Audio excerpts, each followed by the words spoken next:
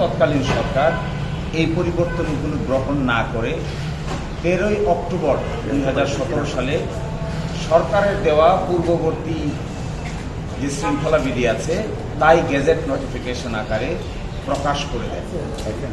এটি আমাদের supreme court 3রা জানুয়ারি 2018 সালে একটি আদেশের মাধ্যমে এই শৃঙ্খলাবিধিটি গ্রহণ করে নেয়। এরই মাঝে অনেক দুর্ঘটনা ঘটে। আমাদের তৎকালীন যে প্রধান বিচারপতি ছিলেন, তৎকালীন বিচারপতি দেশের বাইরে যেতে বাধ্য হন। তিনি দেশের বাইরে থেকে পদত্যাগপত্র পাঠান, নতুন করে ভারপ্রাপ্ত বিচারপতি হন। নতুন করে ভারপ্রাপ্ত যে বিচারপতি হন তার নেতৃত্বে 5 সদস্য বিশিষ্ট আপিল বিভাগের একটি বেঞ্চ এই শৃঙ্খলাবিধিটিকে গ্রহণ করে নেয় এবং সেই তারিখ ছিল 3রা জানুয়ারি 2018।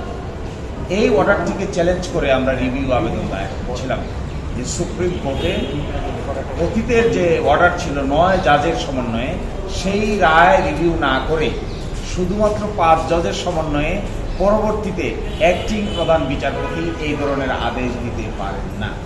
এটি সুপ্রিম কোর্টের অতীত আদেশের প্রতি অবমাননা প্রদর্শনের সামিল। এইটি শুনানি হয়েছিল, উভয় পক্ষকে শুনানি শেষে আজকে আদেশ হয়েছে। আদেশে এখনকার মাননীয় আপিল বিভাগ প্রধান বিচারপতির নেতৃত্বে 3রা জানুয়ারি 2018 তারিখে যে আদেশটি গ্রহণ করেছিলেন জনাব বিচারপতি ওয়াহাব মিয়ার নেতৃত্বে, সেই আদেশটিকে স্থগিত করে দিয়েছে। একই সাথে নিম্ন আদালতের যে শৃঙ্খলাবিধি আছে তা এই ইন দ্য মিন টাইম যে সময় আছে সেটি কার্যকর থাকবে।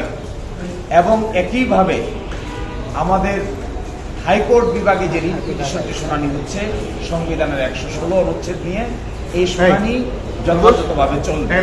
এই 3টি আদেশের মাধ্যমে আজকের এই রিভিউ পিটিশনটি নিষ্পত্তি করা হয়েছে এবং লিভ গ্রান্ট করা হয়েছে।